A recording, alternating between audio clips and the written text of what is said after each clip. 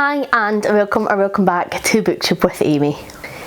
So today we're going to be kicking off another Try That Trope vlog. I appreciate it's been a while. Obviously March and April were kiboshed a wee bit on the channel. I didn't really upload much content then, so I haven't done one of these vlogs for a while, but I wanted to get back into it this month.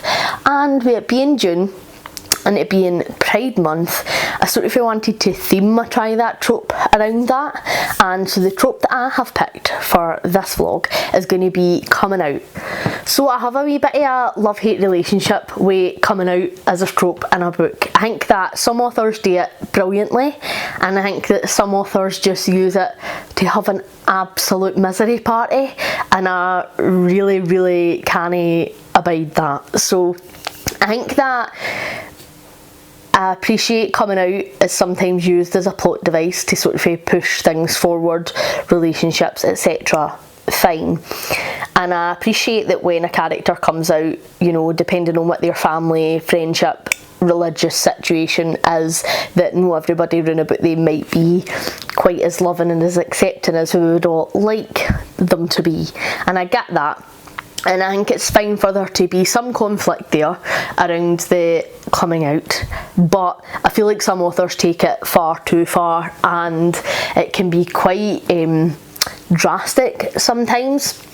And I just think that if you are a queer person who's reading this book and you are potentially contemplating coming out and you read this and it is so fucking bleak and terrible, and you know, just there isn't a single shred of happiness or relief or reasoning as to why the character should have done this, then you know it might hinder you for actually making that decision in your life because you didn't want it to have the same impact. And I really hate when that's the case in a book, and I am not saying that it needs to be all sunshine and lightness, even though I would love it to be. Like, I'm fine for there to be some conflict as long as it's no like torture porn at the expense of somebody coming out. So I think that some authors do it brilliantly and some authors really struggle, and I do have a wee bit of a gripe with a wee bit more when it is YA authors who make it a bit of a struggle, because I think queer questioning teens might be picking up this book to be getting some sort of advice out of it, and it just puts the shiters in them, and I hate that. But I thought I'd get a go for this vlog just to see what my thoughts are. So I've actually picked two pretty recent additions to my shelves to do this vlog, and they both happen to be literary fiction, which is interesting because I typically don't read a huge amount of literary fiction, although over the past couple of years I have been making much more of an effort to be picking it up, and I'm finding stuff that I'm actually really enjoying. So the first one I'm going to read is Everyone in This Room Will Someday Be Dead by Emily Austen. So Simon has already read this book and he basically says the main character's me. So he was like, you need to read it. She suffers from like crippling social anxiety, and she is a lesbian in this book, and she goes to like a grief counselling thing at a church, a Catholic church, even though like religion isn't her bag. But she ends up being asked like, oh, are you here for this job interview or whatever, and she's too awkward to say no, even though she's like here for this grief counselling group, and so she accidentally ends up being employed by the Catholic Church. And it's a bit hard, I guess, like try to deal with everything and hide her sexuality for like all these new people coming into her life, and trying to balance like her now new job and her sexuality. And I think it's meant to be very funny, and Simon says she ends up in loads of different situations that would just absolutely happen to me, so I'm excited to read it and see how I feel. So I'm going to pick up this one, and then I'm also going to pick up Arthur and Teddy Are Coming Out by Ryan Love.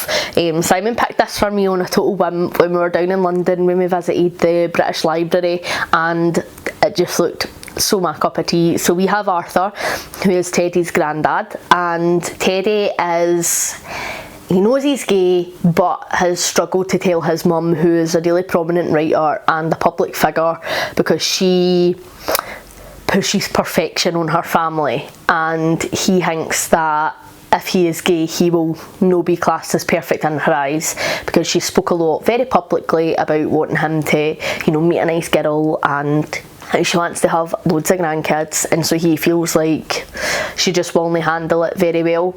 And Arthur, his granddad, has decided that he is going to come out to his family with the support of his wife. So he comes out to his 2 kids first, one of which being Teddy's mum, and she doesn't take it very well. And so I guess we're going to have a nice story of Arthur and Teddy getting to know each other a wee bit better, and, you know, potentially Arthur maybe helping Teddy to come out a wee bit as well, and just being like cute wee support for each other through it. So I'm really excited to read this, and this is the one that I'm actually going to start with.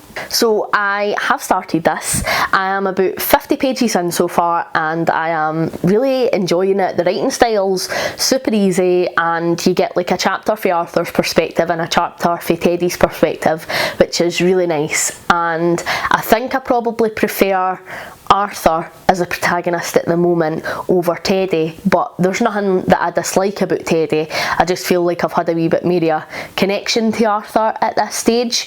So I'm going to put this down because it's quite a heavy book. Arthur has decided, after 50 years of marriage with his missus, that like now's the time to be honest with his kids, and it's unclear like when he told his wife, but she is very cool, calm and collected about the whole situation, so I'm assuming she's known for quite a while. That's maybe something that'll come out in the book, but she is just so lovely and so cute, and you know, she's like, you're my best friend and you've gave me like the most amazing life we could ever have. You know, I didn't want either of us to move out the house, like this doesn't need to be a big stramash, we still love each other even if no romantically, so like you move into the spare room and let's just be cute wee old besties. And like, amazing. I absolutely love that for Arthur. I think that having a wife who is so supportive must just mean the absolute world, because I didn't know if I would be as gracious as that, truth be told. Like, I think there would be a lot of hurt there, and obviously like you're losing the person that you love, and so I think there would be a lot of emotions that go along with that, and so for her to just be so lovely about it is really brilliant to read, and something that I really enjoyed. And when he tells his kids, it doesn't go down too well.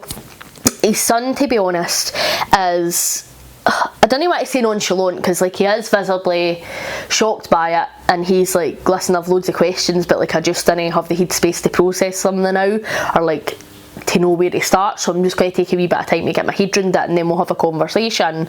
But his daughter Elizabeth, who is Teddy's mum, is proper vicious, and she's trying to like get her mum to come and move in with her and that, and you know, try to take a side when there doesn't need to be a side taken, and has basically says to her dad like, that's it, you're dead to me, and like hate that. But potentially we might get some really good character development out of that, and you know, we'll see where her character goes. But Teddy, unfortunately, after a night out at the pub with his gay best friend and his female best friend, have decided like, you know what, I could just go home and tell mum right now and get it out of the way, and just go in and be like, mum, I'm gay, and then saunter off up the stairs and we'll have a conversation about it. And when he's contemplating this, and they return home for the pub that night, and he's all like gung-ho gonna do this, is when he finds out that his ma's absolutely hit the roof because his granddad's gay, so he's like, fuck. But the mum has told her kids, so Teddy and his 2 sisters, that they've to have no contact with the granddad either, and Teddy and his granda have always been quite close. It's just been revealed that Teddy's dad's died. We didn't really know how, why. We know when, it was a few years ago, but we didn't really know the circumstances, and Teddy says that his granda basically became a bit of a father figure for him, and so they are quite close, and so he's like made a cheeky wee phone call to his granddad to be like, can we meet up and just not tell mum. So that's all that's happened so far. I am enjoying it. I think that the writing style, like I say, is very easy to follow. I really like Arthur as a character. Like, I feel already like I'm emotionally invested in this, and considering we're only 50 pages in, I think that is fantastic. I'm excited to see where Elizabeth's character development goes. If she's just a hateful troll for the entire book, it might impact my reading experience, because I'm really here for like the cute queer cozy vibes. But I will catch up with you when I have an update. We having a wee date day, and we are seeing Little Mermaid, and we are going to go to Waterstones and do some book shopping, because we didn't have a date day without going to a Waterstones. When me and Simon met up for our very first date, that was one of the things that we did, and so now every time we have like a wee date, we always go to a Waterstones and we always end up buying books, so no doubt I'll include some footage of that.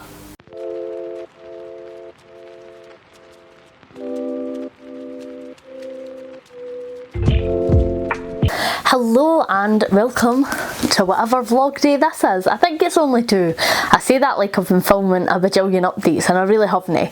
It's my usual sparse style of vlogging, but I have an update on Arthur and Teddy are coming out. So I'm like 3/4 of the way through the book, maybe just slightly over halfway in fact, and I'm really loving this so far. So plot wise, we'll have a chat and then I'll tell you all my feelings. So Teddy came out to his granda when he snuck round to visit him for the very first time.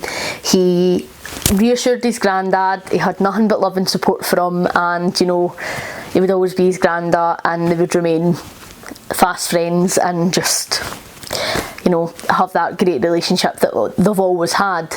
And you know, they're talking about it, and Teddy starts to panic a bit about his own sexuality and about him potentially telling his mum, and so he comes out to his granda sort of inadvertently, and his granda was brilliant. He was nothing but supportive and encouraging of Teddy, and you know, was saying to him like, I think it would be different with you and your mum, obviously, like she's not going to have the same feelings about it as she has with me, and they just had a really lovely conversation. But then we found out that Teddy's sister also knows he's gay, and found out that he had been flirting with this guy Ben for his work, and that they had a wee first date planned, and sort of he swoops in to be like having a wee swatch with the guy that our brother's interested in, and he's sort of relieved in a way. Although he's annoyed about the nosiness, he's relieved because his sister knows, and so it's one less person that he can confide in, and one more person he can confide in, and one less person that he needs to tell. And his sister was very supportive as well. So the two people that he's told so far have been really supportive and encouraging, which is brilliant to see. And I feel like almost balances out Elizabeth's disappointment when Arthur came out. We also have some really nice scenes between Arthur and his son, and just, you know, now that things have calmed down, having conversations about it, and obviously he is fine with it. And we have some really cute scenes of Arthur and Mildred like setting up dating profiles, and you know, helping each other through that and encouraging each other through like first date nerves, which is just really adorable. But they're both in this place where they know that they want to live together, and they know that, you know, day to day they didn't really want their lives to hugely change, even if they were to potentially find other people. But at the minute they just want like to keep the status quo for a while. But they both sort of have this anxiety and feelings of like what next, because they're both rediscovering themselves as people instead of like a unit as they have been for years and years, and so that's really lovely to watch, and something that I haven't really read much of in a book before. And I love an older protagonist, so reading this book where we have like older protagonists and I'm seeing like a whole other side of their life, and like post-breakup older protagonists rediscovering themselves older protagonists, I think is brilliant, and I'm really loving it. From Teddy, we get to experience his first dates and the trials and tribulations of queer dating, and it's done brilliantly. Like, it's no smooth sailing, but it's also no completely and utterly tragic and depressing, which I think is done really well. His best friend though is less than encouraging, and his best friend is also gay, and so it's leading me to believe that potentially he's got some feelings for him and he just hasn't really told him that yet. But we'll see how that goes. I think that this author's really getting an amazing balance of real social issues that need to be discussed, and uplifting, wholesome content so that it wouldn't be scary for queer people who are reading this and, you know, thinking about potentially coming out. There's obviously homophobia in here, and with Arthur being older and a prominent figure in the community, a lot of people in his life, friends or people he's worked with, people just in the town in general, are not really happy with the fact that he has come out as gay. And, you know, there is a wee bit of homophobia and a wee bit of snubbing and mistreatment that comes with that, but Arthur handles it brilliantly, and he's just really understanding with everybody to a point. He knows that people are going to need time, but when it's outright bigotry, he's like, absolutely not. And he really pushes Teddy to never take any of that either. There's a scene where Teddy, Arthur and Ben, Teddy's date, are at a car boot sale, and this guy comes over and just starts throwing homophobic abuse at them, and there is like absolutely no need, and Teddy gets really heated, and he doesn't like exacerbate the situation, but his internal monologue is going along the lines of him trying not to exacerbate the issue, as well as also sticking up for himself. But his granddad's like, calm down, you're fine, like, and just has like a really rational conversation with the guy where he's like, you back off, like, we're not going anywhere, da da da. And he handles it super well, that it then makes Teddy think about the way that he handles these things and how he will handle them in the future when he is out. And I'm just really loving it. I think that it's brilliant. Elizabeth, Arthur's daughter and Teddy's mum, is sort of coming round to the idea, or potentially know the idea, but definitely coming round to opening the doors to having a relationship with her dad again, and I'm really enjoying that. Like, I don't think at all that she has an issue with the fact that he's gay. I don't think that she is in any way homophobic. I think that her primary concern was her mum, and I think that she was probably just being a wee bit spoiled and selfish and thinking about the fact that, you know, her mum and dad's relationship is over, and she would need to maybe potentially deal with the fallout, especially with her being in the public eye as well. One of the storylines in this book is about Arthur's friend Eric, and Eric doesn't handle Arthur being gay very well at all, and pretty much snubs him for the get-go. But there's a moment between Arthur and Eric's granddaughter where she speaks to him and just says, you know, I'm really proud of you, I think that what you did was very, very brave. And, you know, Arthur's a wee bit taken aback, and they have a really lovely conversation, and she's like, you know, I hope my granda comes round, and da da da. But then a few days later we find out that that character actually takes her own life because someone at her university was threatening to out her. And that's a reality for loads of queer people, whether you're coming out as, you know, your sexuality or your gender. There's a lot of people threatening to out people, and it has real big impacts on these people's lives, and unfortunately some people take their own lives, and I think that that has been handled very well. And although it's a side character that doesn't really get a huge amount of page time, I don't think that that in any way takes away from the impact that it has on the story and the impact that it has on these characters, and it definitely makes people in this town think about how they treat or would treat queer people. And I just think that that's brilliant, and I think that in such a lovely, cute wee queer story, I think that it's good that we do have these harrowing, upsetting, difficult moments in these conversations, because it's a reality and it does happen, and I'd like to see how we go forward with that. I'm loving this book. The writing style is brilliant. It's had me in tears with laughter and with being upset and crying and happiness and sheer queer joy. It's been a delight so far to read, and I'm really loving it. I don't know if this is Ryan Love's debut. I haven't really looked into them as an author very much, but I will be, because this has been phenomenal, and I would definitely check out more of their work if this isn't their debut. But if this is their debut, we'll check out anything that they do in the future.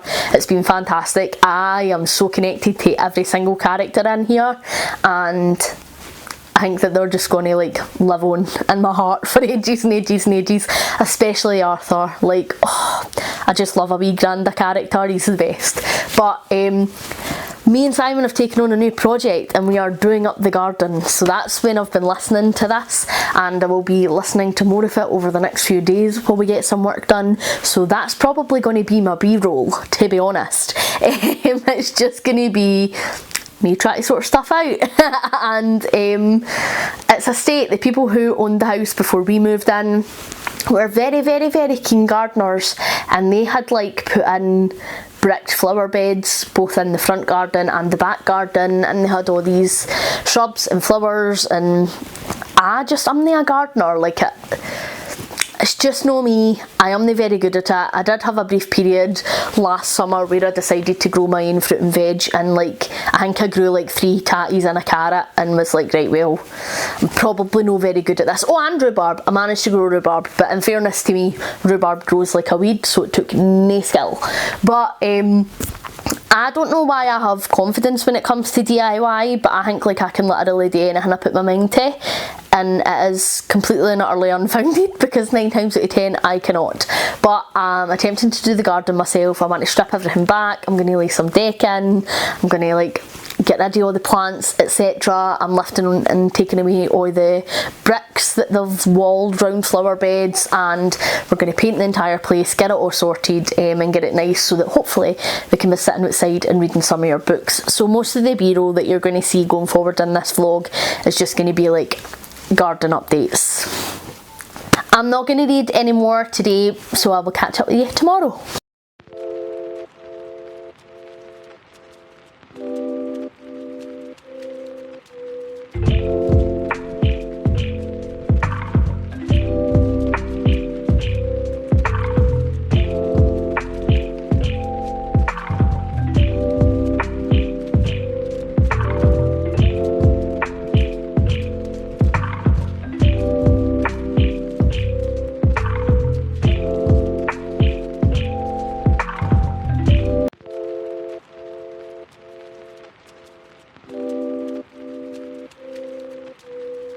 Hello, so I finished Arthur and Teddy Are Coming Out by Ryan Love, and I absolutely adored this book.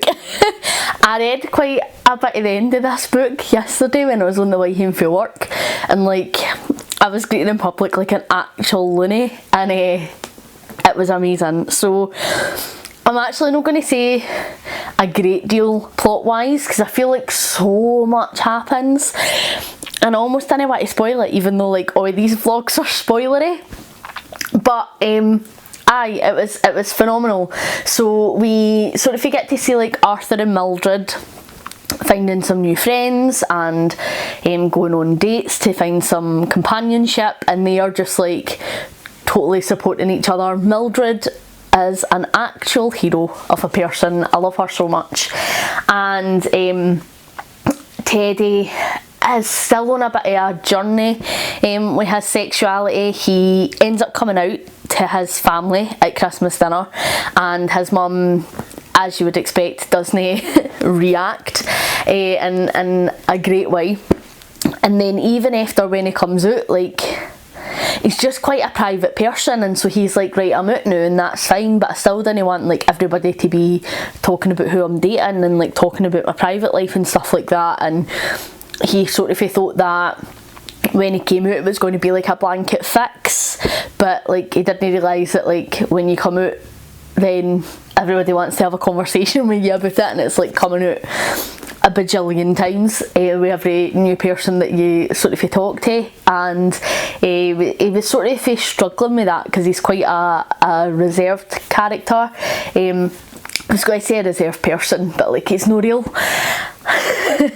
His mum Elizabeth, she was actually a really interesting character. I'm going to put the book down.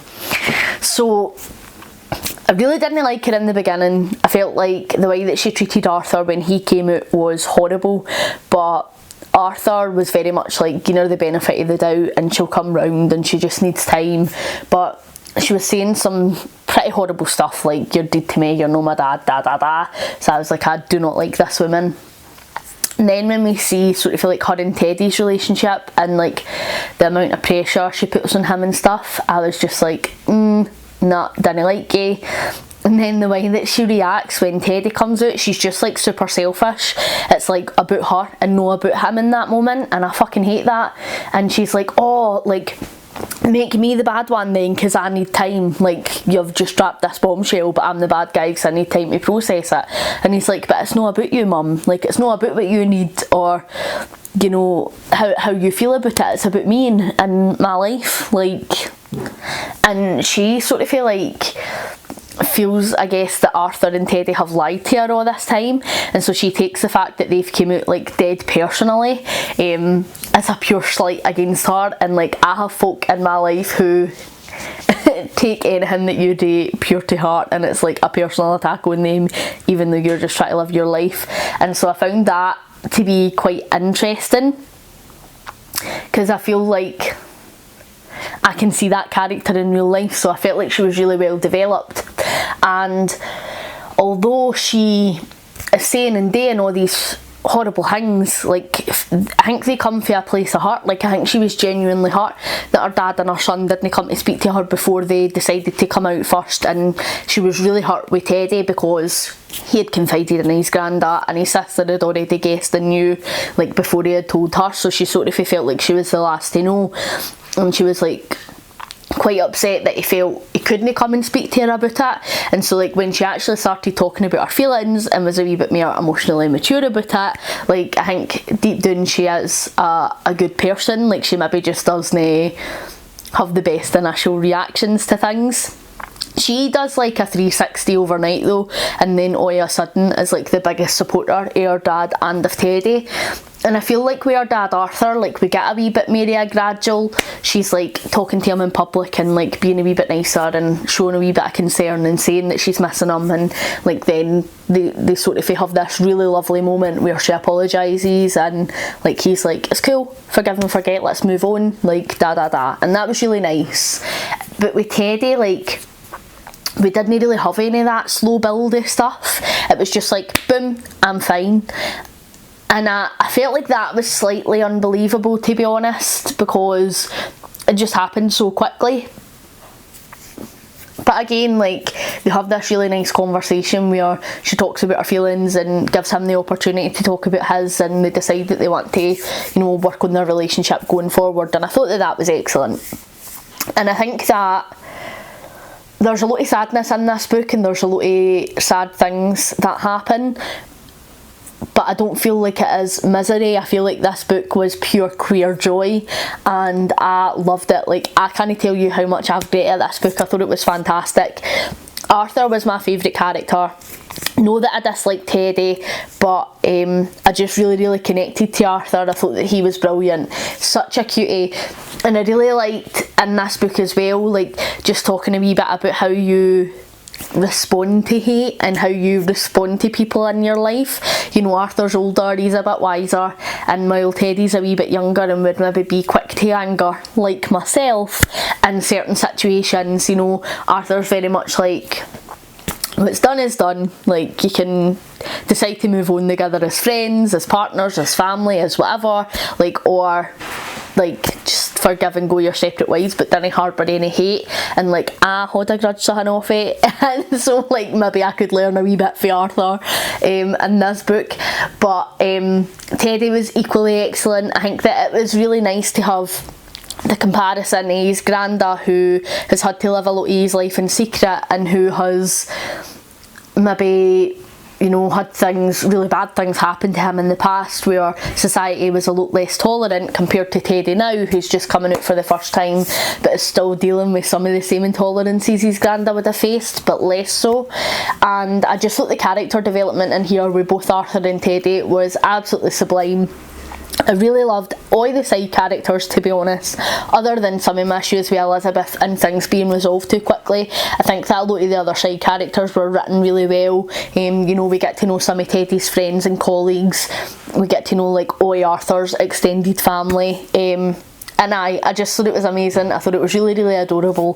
This was a 5-star read for me. It handled the coming out aspect of it brilliantly, but I'll talk a wee bit more about that at the end of the video once I've read the other book as well, and I can compare the two. But aye, this is a book that's definitely going to stay in my heart for a long time. I'm so glad that I chose to read this during Pride Month. I just think it was such a great read, and like, can I be best pals with Arthur, please? So today I'm starting Everyone in This Room Will Someday Be Dead by Emily Austen, and I'm quite excited to get to this one because I know that Simon really did enjoy it and he found it quite funny. So we'll see how we go with that, and I'll update you when I have thoughts.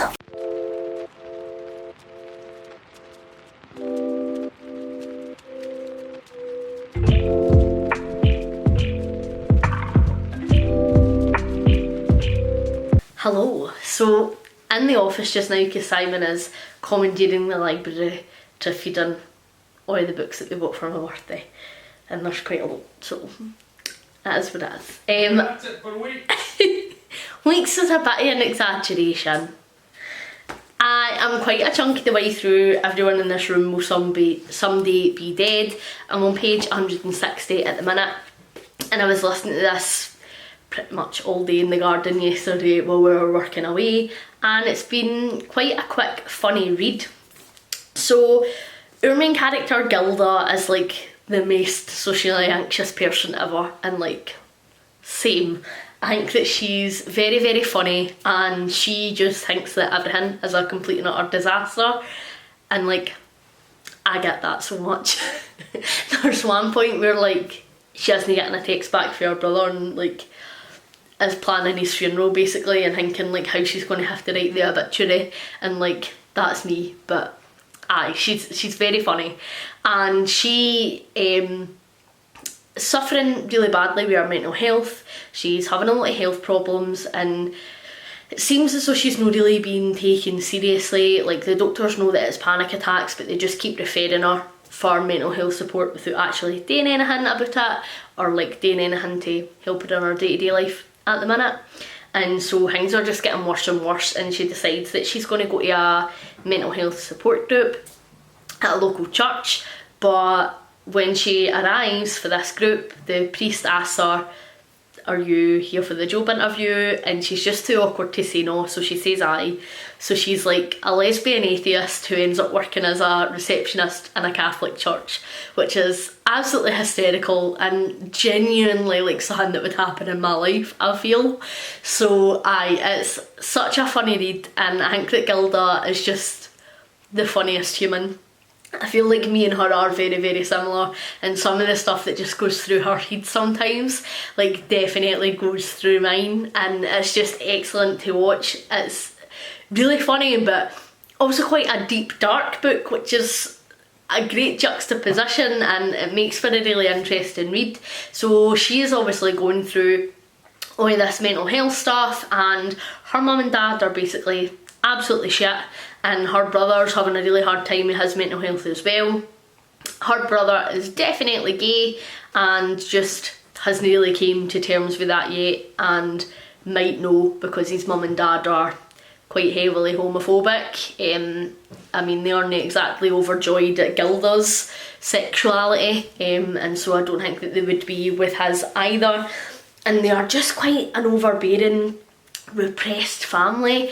They don't really deal with any of their feelings or their emotions very well, and anytime Gilda suggests, you know, maybe therapy or talking about stuff, they're just like, absolutely no, you're a weirdo, and like they make it a big argument, which is ridiculous.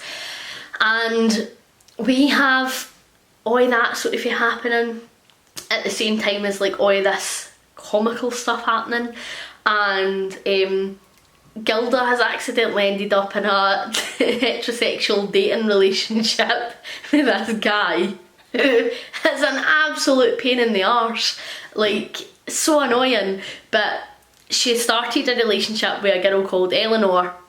They met on like a dating site, whether it was Tinder or Bumble or whatever, I don't think it specifies, but they met.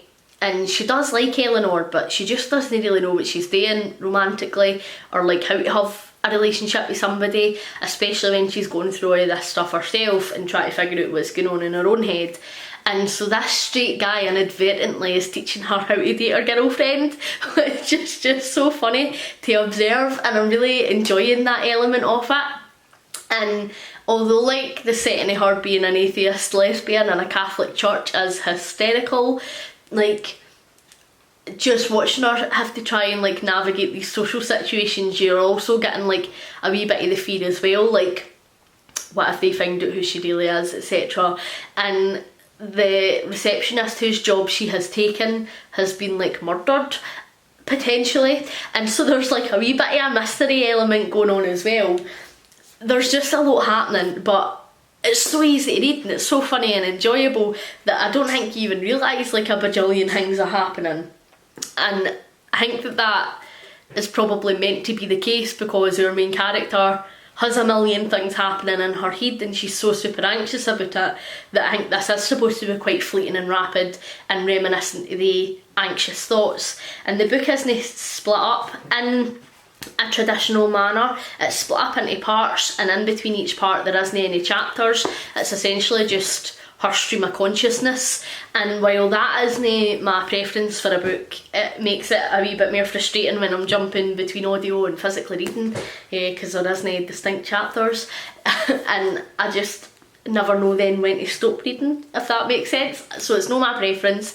I think that it works well for this book because you're just supposed to be in Gilda's head and like get to know her nonsense and all her worries and all her fears and all her concerns and everything all at once, and so I think that it fits really well and it works really well, and I'm really loving this so far. The whole her coming out thing hasn't really had too much page time. However, her and her girlfriend Eleanor have had some conversations about it when they were on their first few dates, and you know, Eleanor asked her like how was it coming out, and she had says, well, I don't feel like I am out, like I feel like I'm in a state of constantly having to come out because, you know, anytime I meet anybody new co-workers, new friends, I need to say, or, you know, like, even to some family members and stuff, like, because her family are a wee bit repressed, etc. You know, she just feels like she's in this perpetual stage of constantly coming out, and I think that that's been a running theme in both of these books that I sort of want to talk about a wee bit more at the end when I do my comparison, because both of these books have sort of touched on very similar points, which I think is really interesting. But that's it for my update for today. I was planning to finish the book today while we were doing the rest of the gardening, but it's been a bit rainy, so I don't think I'm going to be in the garden today. Hallelujah! Simon does not like the gardening, in case you couldn't tell. He absolutely despises it, so the fact that I'm making him help me isn't going doing very well. But if it's rainy today, I don't know if I'm going to read the rest of my book or if I'll just finish it maybe Monday on my way to and from work or whatever, because I might just want to cuddle up on the couch all day and watch shitey telly. We'll see.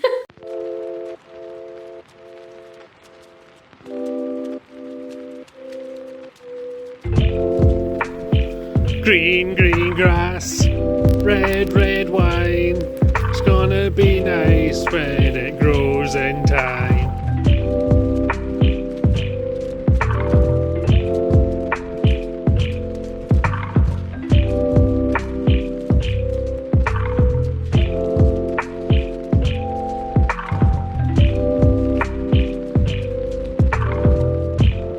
Hello, so I have finished. Everyone in this room will someday be dead.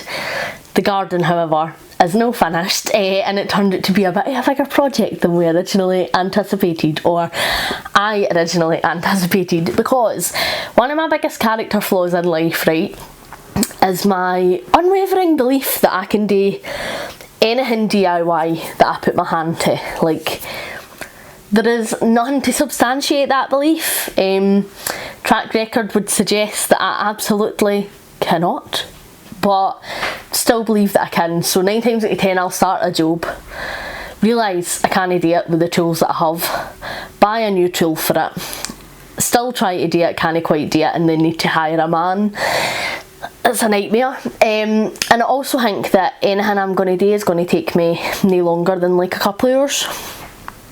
It's obviously not the case. And then our fence needed four coats of paint to get rid of the horrible red colour, so still a wee bit to go in the garden. But I'm actually, after this vlog, going to start filming my self-destruct vlog for next month, so you'll probably still see some garden progress throughout that, so you can get to see how it looks in the end if anybody is interested. Right, garden chat aside, let's talk about the book. So I actually really enjoyed this in the end. There were some bits that I had a wee bit of an issue with. I feel like the mystery, the old lady who was potentially murdered, that our main character was like replacing, it didn't really need to be there. Like, it added in some funny circumstances, I guess, because our main character like ends up being questioned about this old lady that she never knew's murder, because she's acting dead shady and lying, and what she's lying about is the fact that she's actually an atheist lesbian, and so like that's quite funny. But it really didn't need to be in here. I feel like there was already so many different funny situations, and I actually feel like the author could have played on like the religious funny situations a lot more than they actually did. There was only sort of a few of those, but I felt like that sort of felt like the plot down a wee bit.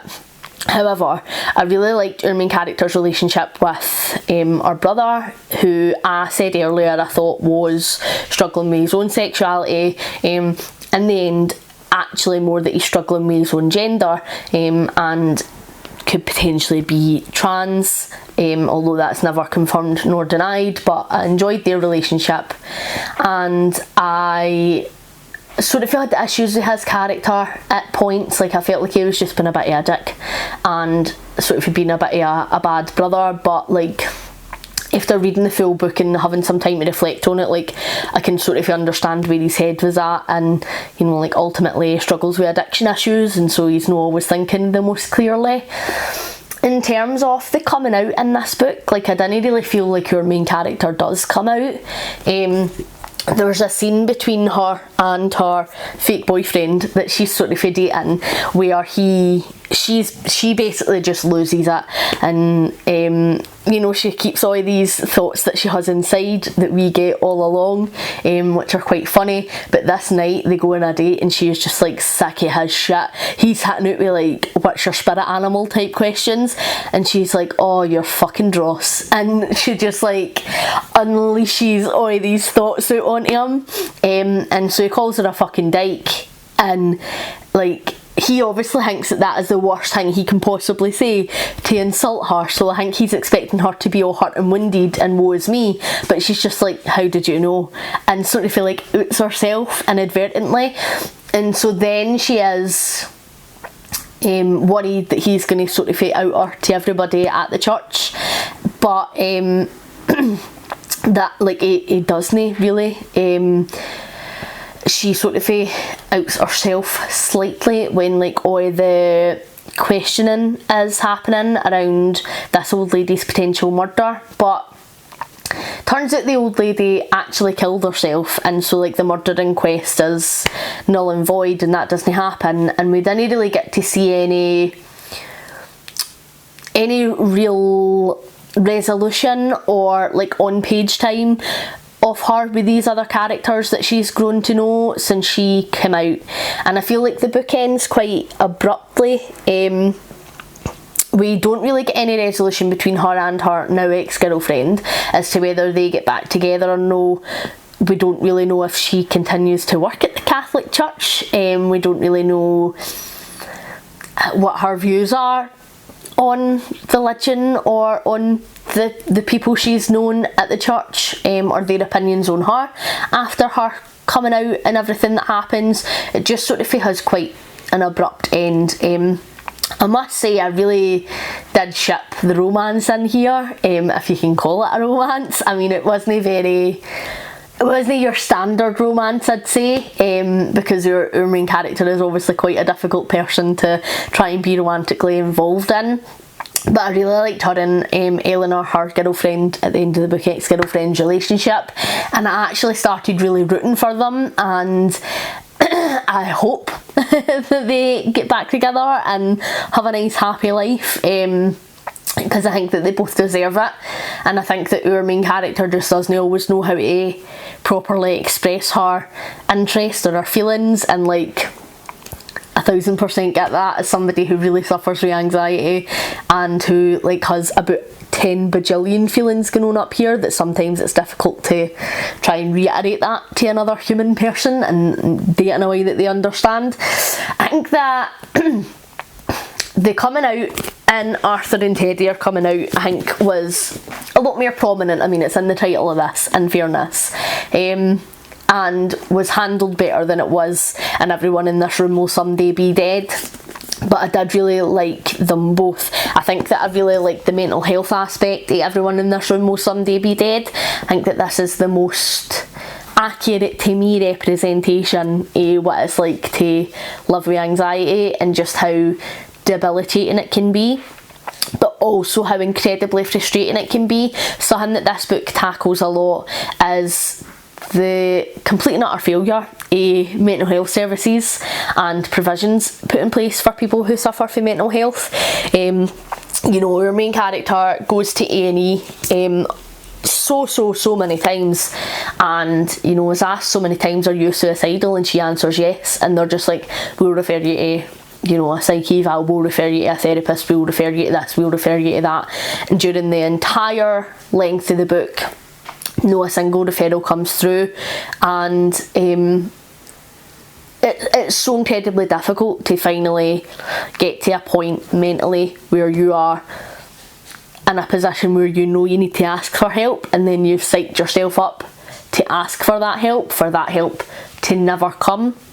And it's one of the most frustrating takeaways for this book, because she's telling these people, these medical professionals, you know, like, I think I'm going to kill myself, like I think about killing myself constantly, like, you know, I'm not doing good, I'm in a really difficult place. And she goes constantly to try and get help, to try and get support, and all they do is try a different medication, send her another referral, you know, tell her to take a few deep breaths, and it was just really difficult to see somebody finally in a place where they wanted to take real ownership of their mental health and, you know, really try to do what they can to be better and seek some medical intervention for that to never come.